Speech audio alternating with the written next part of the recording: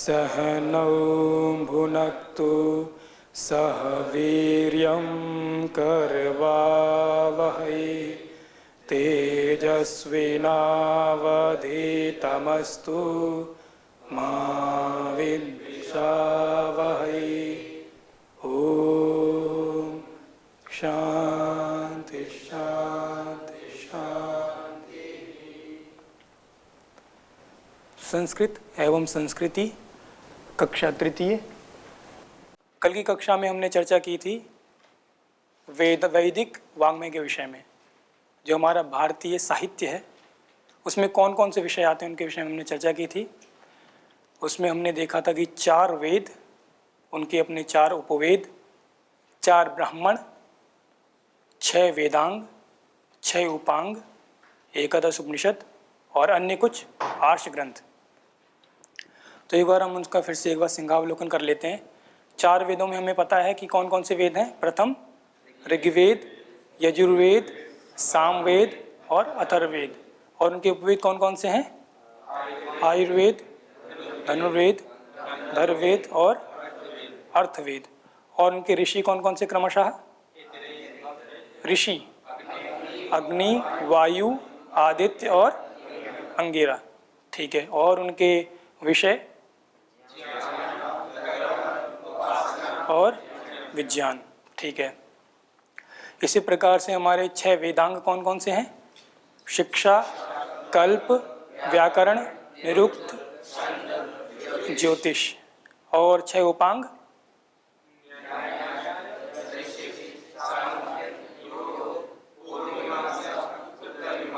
उत्तरी मीमांसा को और क्या कहते हैं? वेदांत। ठीक है। और आज हम चर्चा करेंगे 11 उपनिषद के विषय में।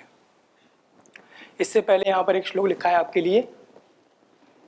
छंदः पादौ तु वेदस्य हस्तौ कल्पोऽथ पठ्यते ज्योतिषाम् अयनं चक्षुर निरुक्तं श्रोत्रमुच्यते शिक्षा घ्राणस्तु वेदस्य मुखं व्याकरणं स्मृतं तस्मात् सांगमधीत्यैव ब्रह्मलोके महीयते। इसमें वेद का बहुत अच्छा मानवीकरण किया गया है कि वेद के क्या क्या अंग प्रत्यंग है उसके विषय में। यहाँ पर इस श्लोक में बहुत ही कवि ने बहुत अच्छी रचना की गई है कि यह कि वेद के जो पैर हैं, 2 पैर, वो क्या हैं? छंद। छंदः पादौ तु वेदस्य, जिनके द्वारा वेद गति कर रहे हैं। जैसे मनुष्य के 2 पैर होते हैं, उनके द्वारा मनुष्य गति करता है, एक स्थान से दूसरे स्थान तक जाता है। उसी प्रकार से जो हमारे 4 वेद हैं उनके पाद स्थान क्या है? छंद। छंद में जैसे हमने आपको बताया था बृहति छंद, जगति, अति जगति, अनुष्टुप, त्रिष्टुप आदि जो छंद है अपने वैदिक छंद है वो सारे आ जाते हैं। हस्तौ कल्पोऽथ पठ्यते, जिस प्रकार से मनुष्य के 2 हाथ होते हैं उसी प्रकार से वेद के कौन हाथ हैं? कल्प। कल्प शास्त्र जो है वो वेद के क्या है? हाथ हैं, हस्त स्थान है। इसी प्रकार ज्योतिषाम अयनम चक्षुर, और जो वेद की जो चक्षुर हैं वो क्या है? ज्योतिष शास्त्र। ठीक है। और निरुक्तम श्रोत्रम उच्यते, और जो उसके स्रोत्र हैं, जिस प्रकार से मनुष्य के स्रोत्र होते हैं उसी प्रकार से वेद के क्या स्रोत्र हैं? निरुक्त, निरुक्त शास्त्र। शिक्षा घ्राणस्तु वेदस्य, और वेद की नासिका, वेद की घ्राण शक्ति क्या है? शिक्षा। ठीक है। मुखम व्याकरणम स्मृतम, और मुख क्या है? व्याकरण। जो व्याकरण शास्त्र जो आप लोग पढ़ते हैं परंपरागत रूप से, वो उसका क्या है? वेद का मुख है। फिर आगे उन्होंने वेद के पढ़ने का फल बताया। तस्मात् सांगम अधीत्यैव ब्रह्मलोके महीयते, जो इस प्रकार से सांगोपांग इन वेदों का अध्ययन करता है, शिक्षा, कल्प, व्याकरण, निरुक्त, छंद, ज्योतिष, इनके साथ में 4 वेदों का परंपरागत रूप से गुरु के सन्निधि में आकर अध्ययन करता है, वो क्या करता है? वो ब्रह्मलोके महीयते, ब्रह्मलोक में पूजित होता है, ब्रह्मलोक में महिमा को प्राप्त होता है। तो इसका ये बहुत ही सुंदर चित्रण किया गया है। ये श्लोक पाणिनि शिक्षा का है। तो चलो हम आगे बढ़ते हैं। आज हमारा विषय है उपनिषद। वैसे तो उपनिषद की संख्या बहुत है, लेकिन जिनको विशेष रूप से वरीयता दी जाती है, प्रामाणिक माना जाता है, वो कितने हैं? 11 11 उपनिषद। उनमें कौन कौन से हैं? क्रमशः पहला ईश, आप लिख सकते हैं।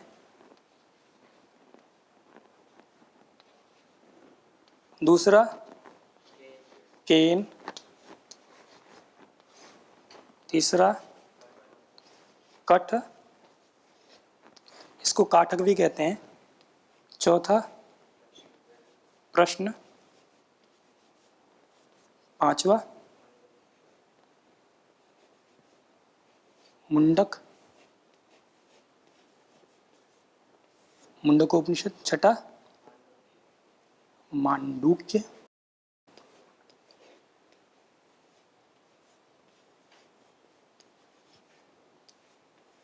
फिर मुंडक, मांडूक्य, ऐतरेय, फिर तैत्तिरीय,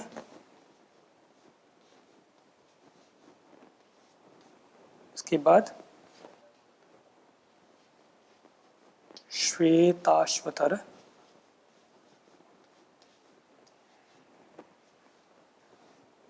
उसके बाद छांदोग्य,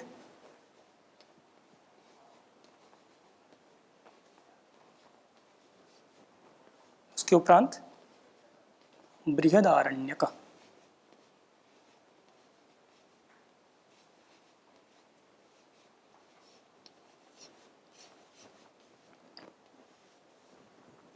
तो ये 11 उपनिषद हो गए। ईश, केन, कठ, प्रश्न, मुंडक, मांडूक्य, ऐतरेय, तैत्तिरीय, श्वेताश्वतर, छांदोग्य और बृहदारण्यक। अब इनका प्रतिपाद्य विषय क्या है, ये किस विषय का प्रतिपादन करते हैं, तो हम कहेंगे ये ब्रह्म विद्या, अध्यात्म विद्या का प्रतिपादन करते हैं। ठीक है, जो हमारी शास्त्रीय जो ब्रह्म विद्या है, जो अध्यात्म विद्या है, जो पूर्ण पुरुष बनाने की जो विद्या है, वो विद्या किस में समाहित है, इन उपनिषदों में समाहित है। ठीक है, इनको आप लिख सकते हैं। इसमें से ईश, केन, कट, प्रश्न, मुंडक, मांडूक, ऐतरेय, तैत्तिरीय ये कुछ छोटे हैं, और इनके बाद श्वेताश्वतर, छांदोग्य, बृहदारण्यक ये कुछ बड़े उपनिषद हैं। ठीक है ना, आप में से कई भाइयों ने इनका कंठस्थीकरण भी किया है, कई लोगों को याद भी है, बहुत अच्छी बात है ये, इनको आप लिख लीजिए। और इनके बाद हम देख सकते हैं अन्य आर्ष ग्रंथों को, जो ऋषिकृत ग्रंथ हैं।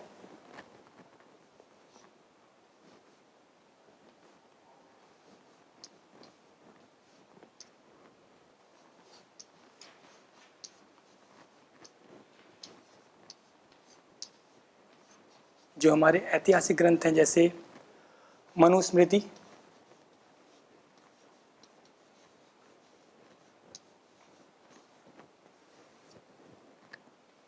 रामायण,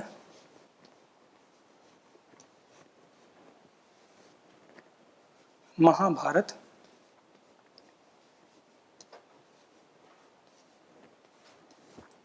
इसी का एक भाग जो स्वतंत्र रूप से अपने आप में भी एक ग्रंथ है, श्रीमद् भगवद गीता,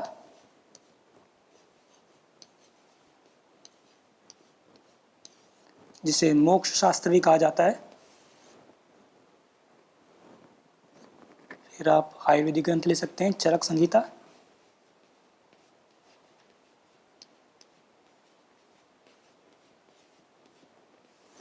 सुश्रुत संहिता इत्यादि।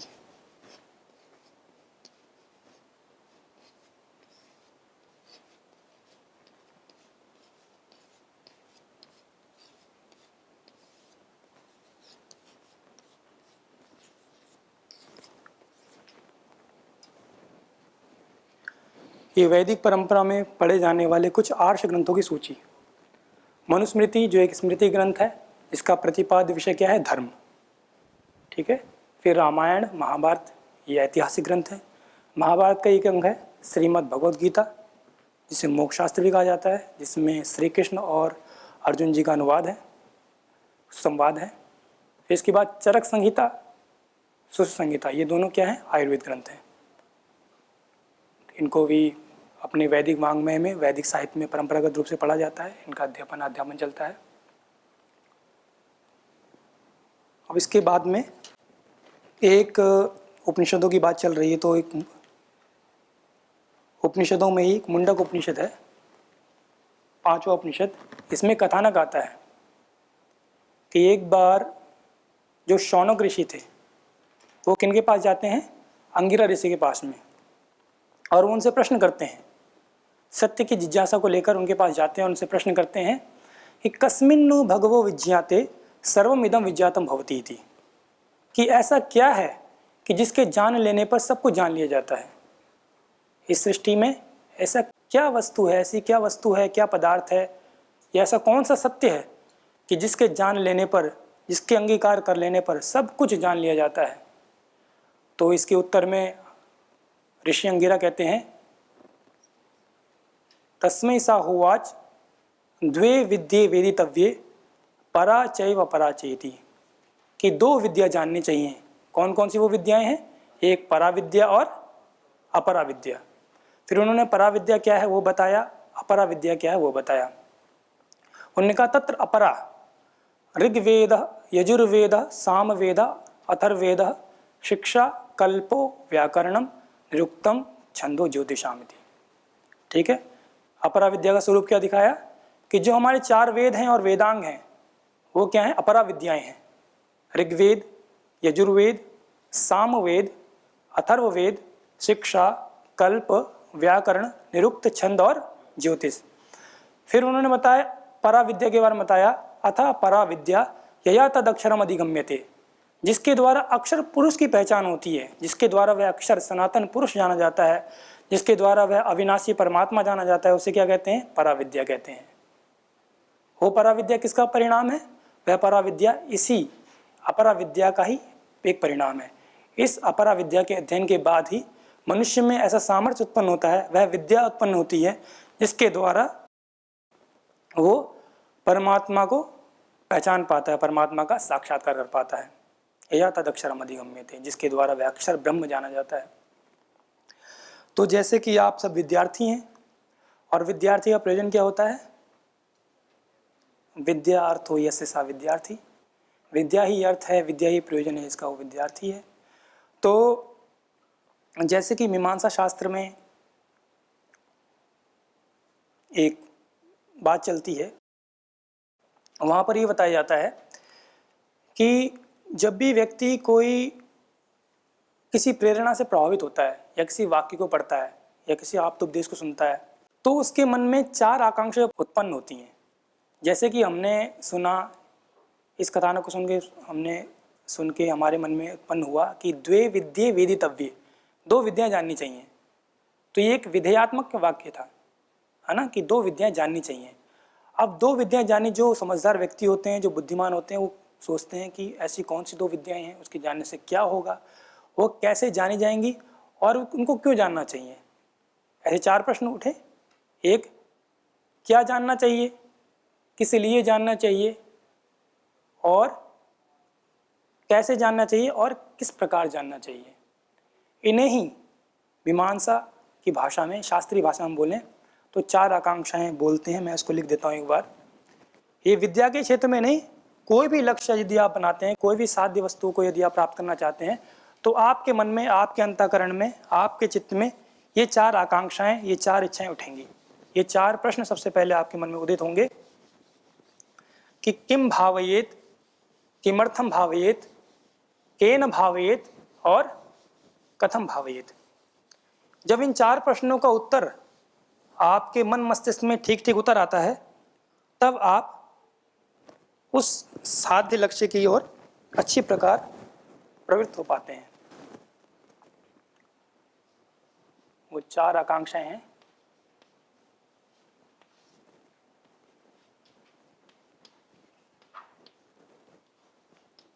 चतस्र आकांक्षा,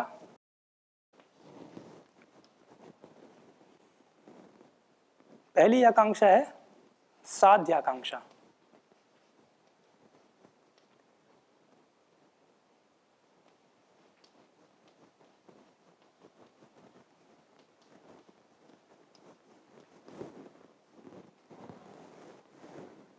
के बाद में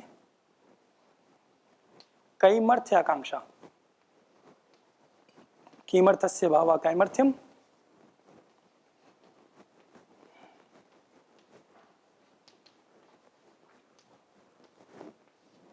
इसके उपरांत साधनाकांक्षा, जब हम किसी वस्तु को, किसी भी लक्ष्य को प्राप्त करना चाहते हैं तो हमें साधनों की आवश्यकता होती है, तो ये हमारे साधन आकांक्षा के अंतर्गत आ जाता है।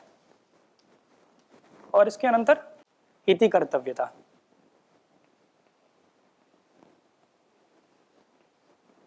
इति कर्तव्यता हमें बताती है कि उस साधक की प्राप्ति के लिए हमें क्या करना चाहिए, किस प्रकार से करना चाहिए, उसका विधि विधान क्या होगा, हमें इस इति कर्तव्यता के द्वारा पता लगता है।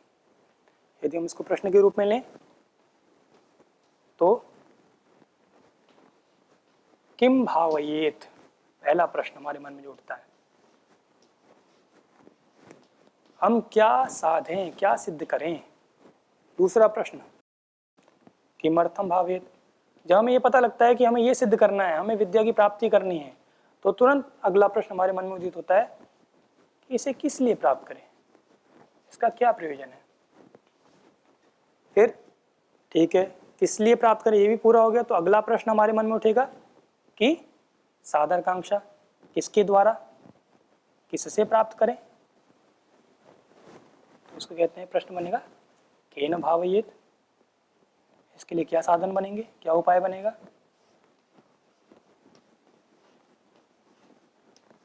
ठीक है, और इसके बाद में इति कर्तव्यता, कथम भावयेत, कैसे करें इसको।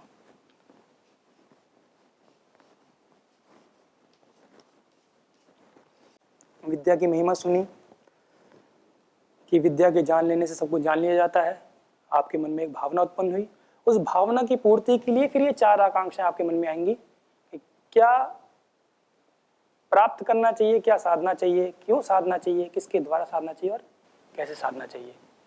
किम भावयेत, किमर्थम भावयेत, केन भावयेत और कथम भावयेत, ये चार प्रश्न हुए। इसको यदि सरल भाषा में हम कहें तो क्या, पहला प्रश्न। दूसरा किस लिए, तीसरा प्रश्न जो मन में उदित होता है। फिर तीसरा किससे,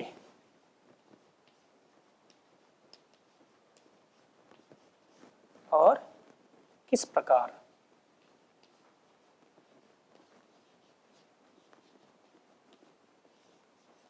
जब हम इन चार आकांक्षाओं को, इन चार प्रश्नों की जो हमारे मन में उथल पुथल कर रहे होते हैं, उनकी जब हम पूर्ति कर लेते हैं, कि इन प्रश्नों को हम पूर्ण कर लेते हैं, तो हम अपने लक्ष्य की ओर, जो हमारा साध्य है उसकी ओर प्रवृत्त होने में हमें बड़ी आसानी हो जाती है, बहुत सुकरता हो जाती है, सुगमता हो जाती है। चार प्रश्न हैं, क्या प्राप्त करना चाहिए, फिर किस लिए प्राप्त करना चाहिए, किससे प्राप्त करना चाहिए और किस प्रकार प्राप्त करना चाहिए। आप क्या का उत्तर जब आप पूछेंगे तो साध्य में चला जाएगा, किस लिए का उत्तर कैमर्थ्य आकांक्षा में चला जाएगा, किससे का उत्तर साधनाकांक्षा में चला जाएगा, और किस प्रकार का उत्तर इति कर्तव्यता में चला जाएगा। अब जैसे हमने लक्ष्य बनाया विद्या, हमने सुना एक विधेयात्मक वाक्य, हमने सुना कि द्वे विद्ये वेदितव्ये, है ना, दो विद्या जाननी चाहिए, परा चैव अपरा चेति, है ना। अपरा विद्या का स्वरूप बताया, ऋग्वेदो यजुर्वेदा सामवेदो अथर्वेदश्चेति, और शिक्षा कल्पो व्याकरणम निरुक्तम छंदो ज्योतिषाम, और परा विद्या बताई या तदक्षरम अधिगम्यते। इतना सुनकर हमारे मन में जिज्ञासा उत्पन्न हुई, हमारे मन में एक प्रेरणा उत्पन्न हुई। प्रेरणा के साथ साथ हमारे साथ में चार भावनाएं, चार आकांक्षाएं उत्पन्न हुई। अब इन आकांक्षाओं की पूर्ति करने के बाद ही हम विद्या में अच्छी प्रकार से प्रवृत्त हो सकते हैं। तो पहली जो आकांक्षा है उसका उत्तर तो आपके पास में है, वो तो पहले ही मिल गया आपको। पहले आप लक्ष्य विहीन थे, अब आपको एक लक्ष्य मिल गया कि किम भावयेत, तो हम क्या कहेंगे, विद्याम भावयेत। क्या सिद्ध करें जी जीवन में, सबसे पहले विद्या को सिद्ध कर लेते हैं। क्यों? क्योंकि हमारा विद्यार्थी काल है, समय रहते जो चीज़ सिद्ध हो जाती है वो हो जाती हैं, समय के बाद में फिर वो हाथ से निकल जाती हैं। तो क्रमशः इसका उत्तर ढूंढते रहते हैं। पहली आकांक्षा की पूर्ति तो हो गई हमारी, वो थी विद्याम भावयेत। विद्या, ये बना हमारा साध्य। ठीक है, अब इस साध्य विद्या की प्राप्ति में दूसरा प्रश्न हमारा बन जाता है कि किस लिए, कैमर्थ्य आकांक्षा उत्पन्न हो जाती है कि किस लिए विद्या को प्राप्त किया जाए, विद्या प्राप्त करने का प्रयोजन क्या है, बनेगा ना।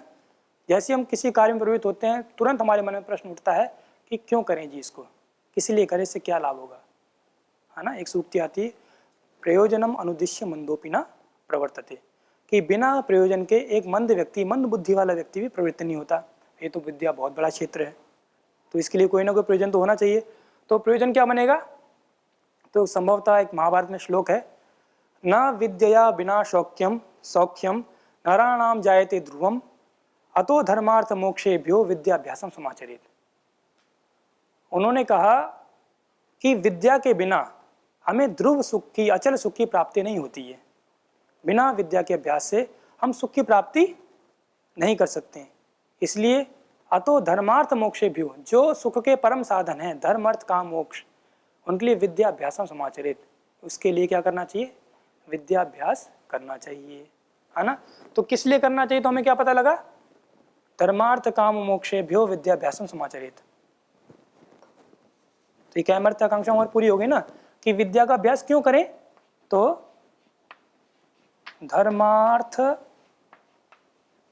काम मोक्षेभ्यो, धर्मार्थ काम और मोक्ष की, मोक्षाणाम सिद्ध्यर्थम,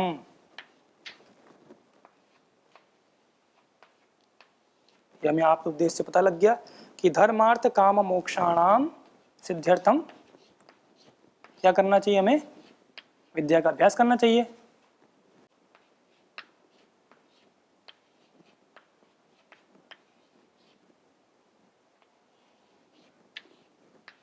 ठीक है, अब ये दो आकांक्षाएं, हमारे दो प्रश्नों का उत्तर मिल गया हमें। पहले प्रश्न का उत्तर तो हमें श्रुति वाक्यों को सुनकर मिल गया था कि हमारी इच्छा हो रही है, अभी इस समय हमारी आयु भी है, अवस्था भी है, और विद्या का अभ्यास करना चाहिए, विद्या को साधना चाहिए, विद्या को अपना साध्य बनाना चाहिए, उसको अपना लक्ष्य बनाना चाहिए। इसके बाद में दूसरा प्रश्न उठ जाता है कैमर्थ्य आकांक्षा का, कि किस लिए करना चाहिए, उसका क्या लाभ होगा, उससे किस प्रयोजन की सिद्धि होगी। तो हमने आप तो उद्देश्य ही जाना कि धर्मार्थ काम मोक्षाणाम सिद्ध्यर्थम, धर्म अर्थ काम मोक्ष, जिनको क्या कहते हैं, पुरुषार्थ चतुष्टय भी कहते हैं, पुरुष का प्रयोजन भी कहते हैं, कि इस धरा पर पुरुष की उत्पत्ति किस लिए हुई है, धर्म अर्थ काम और मोक्ष, और उसकी प्राप्ति किससे होगी, विद्या से। तो धर्म अर्थ काम मोक्ष जो पुरुष का प्रयोजन है, जो हमारे इस जीवन में, इस धरातल में आने का जो प्रयोजन है, उसकी सिद्धि किससे होगी, विद्या से होगी। ठीक है ना, तो हमारी कैमर्थ्य आकांक्षा पूर्ण हो गई। इसके बाद में साधन आकांक्षा खड़ी हो जाती है कि साधन क्या क्या बनेंगे। जैसे कि मकान बनाने के लिए हमें ईंटें चाहिए होती हैं, सरिया चाहिए होता है, सीमेंट चाहिए होता है, रेता बजरी आदि आदि चाहिए होती है। इसी प्रकार से विद्या की प्राप्ति में क्या क्या उपाय, क्या क्या साधनों की आवश्यकता पड़ेगी। तो इसी प्रकार से महाभाष्य के प्रथम मान्यक में एक सूक्ति है, चतुर्भिः प्रकारैः विद्या उपयुक्ता भवति आगम कालेन स्वाध्याय कालेन प्रवचन कालेन व्यवहार कालेन इति। तो ये क्या हो गए, विद्या प्राप्ति के चार उपाय, उपाय अर्थात साधन। मैं लिख देता हूँ यहाँ पर, किस प्रकार से विद्या उपयुक्त होगी, किस प्रकार से विद्या पूर्ण रूप से सिद्ध होगी, हृदयंगम होगी। तो बताया आगम, आगम काल, फिर स्वाध्याय काल,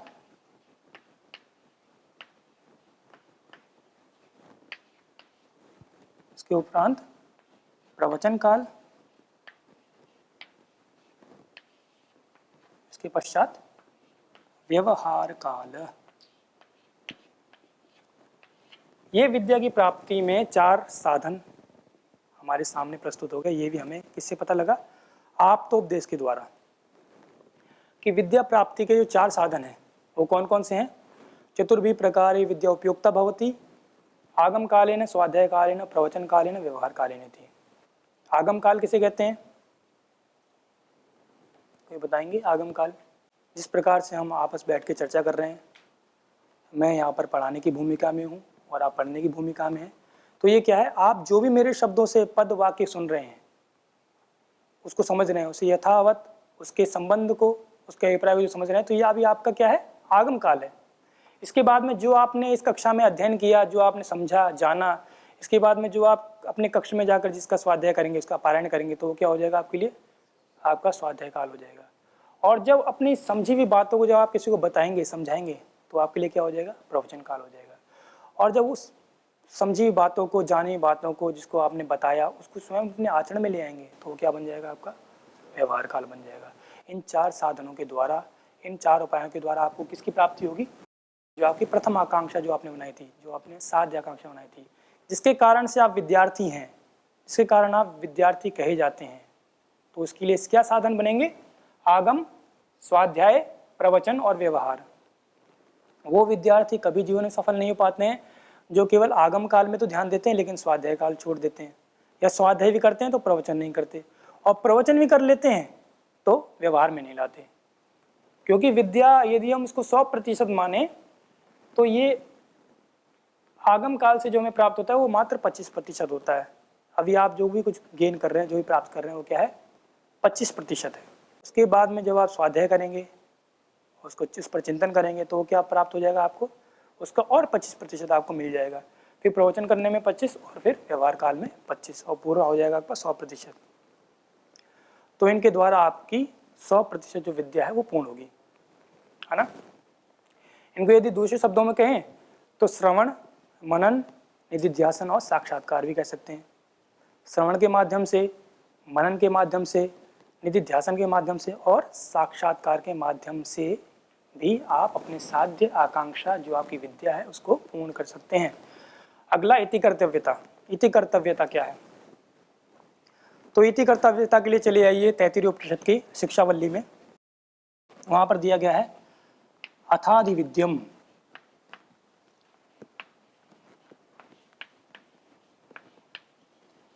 कि किस प्रकार से विद्या की प्राप्ति किस प्रकार होती है। तो अथादि विद्यम आचार्य पूर्व रूपम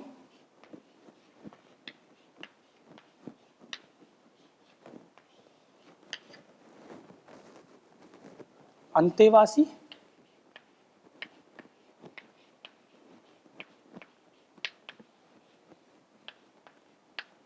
उत्तर रूपम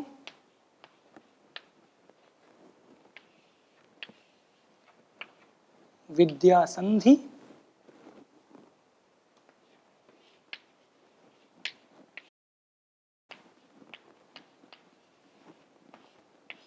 प्रवचनम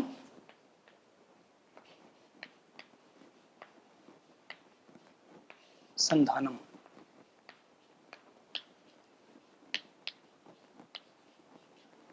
तो ये आपकी हो गई विद्या की प्राप्ति में, साध्य आकांक्षा की पूर्ति में इति कर्तव्यता। इस प्रकार से आपको विद्या का अर्जन करना चाहिए, विद्या का ग्रहण करना चाहिए। अथादि विद्यम 33 उपनिषद का ये वाक्य है, 33 उपनिषद शिक्षावल्ली। आचार्य पूर्वरूपम, आचार्य को पूर्व स्थानीय बनाए। अंतेवासी उत्तर रूपम, अंतेवासी अर्थात ब्रह्मचारी जो विद्या अर्जन करना चाहते हैं वो उत्तर रूप बैठेंगे। विद्या संधि होगी, उनके बीच में क्या संधि होगी, तो विद्या है और प्रवचन क्या है, संधान, जो उनको दोनों कनेक्ट कर रहा है। तो ये चारों आकांक्षाओं की पूर्ति के द्वारा ही हम अपने लक्ष्य की प्राप्ति कर पाते हैं। तो आज इतना ही करते हैं भाई, फिर हम कल चर्चा कर सकते हैं। शांति पाठ। ओम शांति शांति शांति।